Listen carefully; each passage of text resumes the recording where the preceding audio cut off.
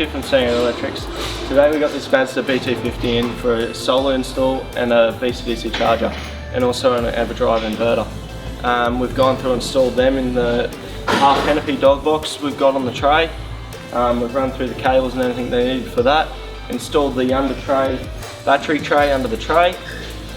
We've also gone through and installed the VCDC charger on the wall and everything on the panel. If you're inquiring about any of this work, please give us a ring at Sandgate Electrics. Thank you.